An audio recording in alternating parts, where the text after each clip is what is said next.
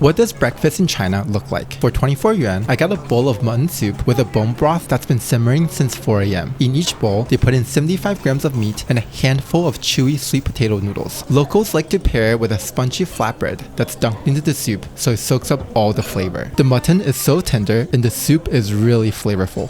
What does a Muslim breakfast in China look like? I'm at a halal restaurant that specializes in beef wonton and meatball soup, but they're also famous for their sweet fried bread that's made by laying a sticky layer of brown sugar on top of a stretchy dough and fried until golden brown. The brown sugar is a little chewy and the fried bread tastes like a donut with a caramel topping. Halfway through eating, we were politely asked to relocate from the street, so I tried the beef wontons inside. The wonton skin is on the thicker side, but the beef is really flavorful and the broth is delicious. For $1, I got a crispy fried dough stick and a savory tofu soup from this tiny shop that's always busy in the morning. But it always closes by 10 a.m. because the owner told me that running this stall is just his side hustle. His real job is taking care of his grandson.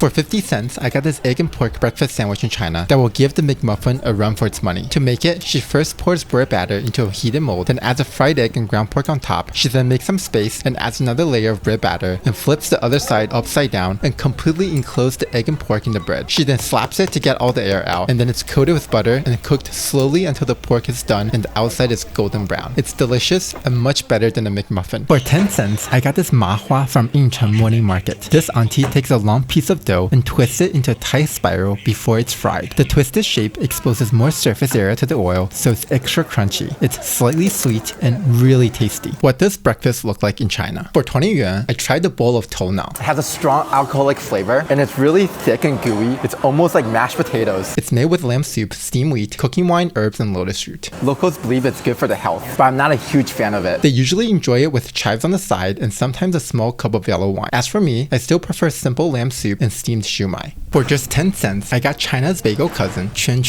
In the past, farmers and traders needed bread that was easy to carry, so they made the bread into a ring shape which allowed them to string the bread together. Today, instead of the old flat stove, this young owner uses an industrial stove for faster production, and even live streams the baking to sell stacks of bread across China. It's crunchy, dense, and slightly salty. For 50 cents, I got this hollow mooncake. It starts with a really soft dough that the vendor fills with brown sugar, sesame, and crushed peanuts. They carefully form it into a bowl before it's pressed into shape. Then they sear it to give it some color before it's baked for 5 minutes. The brown sugar melts into the dough and it becomes brittle and chewy and it's so good. 一个鸡蛋灌饼，加一个香肠和土豆丝吧。辣椒要不要？要。She starts with putting the dough on a flat iron grill. The dough bubbles up and then she pours in the egg inside the dough and fries it nice and golden brown. I got some sausages and shredded potatoes to go inside. After she's done cooking, she puts on a sauce and wraps it up like a burrito. And you can see that the egg is in between the two dough layers. Super good.